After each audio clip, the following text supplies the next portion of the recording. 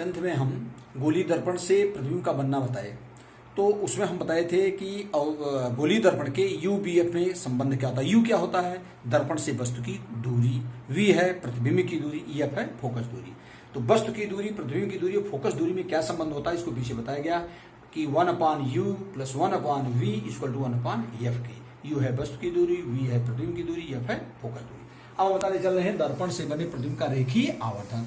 तुम्हें पता है कि जब हम किसी दर्पण के सामने अगर हम कोई वस्तु रखते हैं, तो ध्यान दो पीछे पढ़ाया गया विभिन्न स्थितियों में एफ होता हमेशा, एफ जो है सी के और पी के बीच में होता है। अब मान लीजिए यहां पर हमने रखा कोई वस्तु, ये वस्तु रखे हैं, सपोज है कि ये जो है मुख्य अक्ष के समांतर चलने वाली प्रकाश की किरणें किस होकर जाती हैं? फोकस से होकर जाती हैं। और वक्रता केंद्र से होकर जाने वाली प्रकाश की किरणें तुमको पढ़ाया गया है जिस पथ से जाती है उसी से टकरा कर वापस लौट आती है, तो यही जहाँ काटती है यहीं पर वस्तु का प्रतिबिंब बनता है। ये हमारा सी है, ये पॉइंट है, या ध्यान दो। अब बड़े गौर सुनो, तो ये प्रतिबिंब बना, ये हमारा वस्तु है। तो वस्तु की लंबाई, प्रतिबिंब की लंबाई और वस्तु की लंबाई का जो रेशियो होता है इसी को हम लीनियर मैग्निफिकेशन, रेखीय आवर्धन कहते हैं। इसको ध्यान दीजिए, प्रतिबिंब की लंबाई बटे वस्तु की लंबाई, यही है। से किसी वस्तु का प्रतिबिंब जो है 2 गुना बना, आधा बना, वस्तु की प्रतिबिंब लंबाई के आधा बन रहा है, वस्तु की लंबाई का 2 गुना बन रहा है, तो ये जो गुना आता है, आधा गुना, 2 गुना, 3 गुना, ये हमारा होता है, यम वही होता है रेखीय आवर्धन। और रेखीय आवर्धन बराबर होता है रेखीय आवर्धन, इसको यम से प्रदर्शित करते हैं।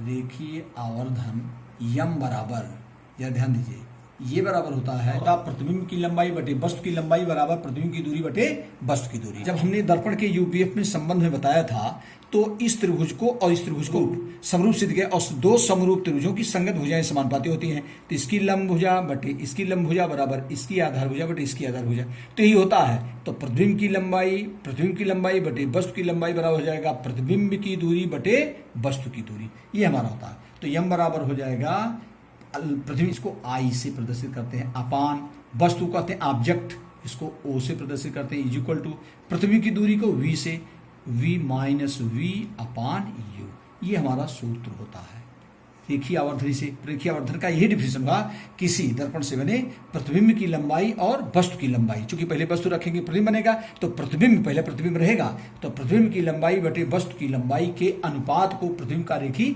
आवर्धन कहते हैं। इसको ध्यान दीजिए, प्रतिबिंब का रेखीय आवर्धन। अब रेखीय आवर्धन यम बराबर होता है प्रतिबिंब की लंबाई बटे वस्तु की लंबाई बराबर प्रतिबिंब की दूरी बटे वस्तु की दूरी। यम बराबर I/O बराबर -v/u। यम के स्थान पर लिखें, जैसे कह रहा है कि प्रतिबिंब आधा बन रहा है, वस्तु की लंबाई का आधा बन रहा है, तो ये अगर आधा बन रहा है तो m का मान 1/2 हो जाएगा। जैसे ही हो जाएगा कि ये प्रतिबिंब जो है वस्तु की लंबाई का 2 गुना बन रहा है, तो m बराबर 2 हो जाएगा। तो जो भी रहेगा वही m, जय गुना प्रतिबिंब बनेगा वही m का वैल्यू होता है। तो इसमें जो होता है, अच्छा ये बताओ हम v और u की वैल्यू कैसे लिखते हैं। किसी दर्पण में हमने बताया है कि u की वैल्यू हमेशा वस्तु को दर्पण में किधर रखते हैं, दर्पण से बाएं तरफ, तो u की वैल्यू हमेशा माइनस ले, वस्तु की दूरी को हमेशा, जैसे एक वस्तु दर्पण से 10 सेंटीमीटर दूरी पर रखी गई तो u बराबर हो जाएगा -10 सेंटीमीटर। इसको ध्यान दीजिए, ये हो जाए u का मान हमेशा माइनस में रखते हैं।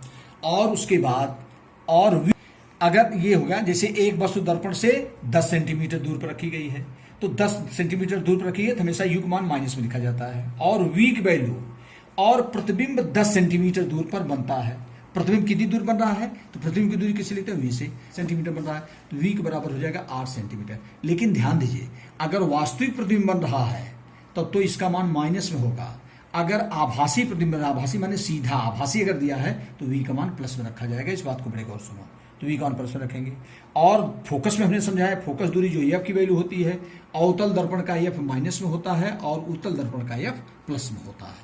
तो अगर हमें v, b, f में तीनों में से अगर हमको निकालना है तो 1/u + 1/v = 1/f के तीनों में से कोई दो हमको क्वांटिटी नोन रहेगी, दो ज्ञात रहेगा, चाहे v, f, u ज्ञात करना या u ज्ञात करना, f ज्ञात, माने इन तीनों में से कोई दो दिया रहेगा हमको ज्ञात करना। लेकिन इस बात को बड़े गौर सुनो, u का मान तो हमेशा माइनस, जैसे वस्तु दर्पण से 20 सेंटीमीटर दूर पर रखी है तो u का मान -20 हो जाएगा। वस्तु का प्रतिबिंब 10 सेंटीमीटर आभासी बन रहा है, तो आभासी बन रहा है तो जान लो तब तो v का मान प्लस में होगा, और अगर वास्तविक बन रहा है तो v का मान माइनस में होगा, जो भी v का मान प्रतिबिंब की दूरी। और अगर अवतल दर्पण है तो यह प्लस होगा, और सॉरी माइनस होगा, अगर उत्तल दर्पण है तो यह प्लस में होगा। इसी आधार पर हम रख करके वैल्यू कैलकुलेट करते हैं। धन्यवाद।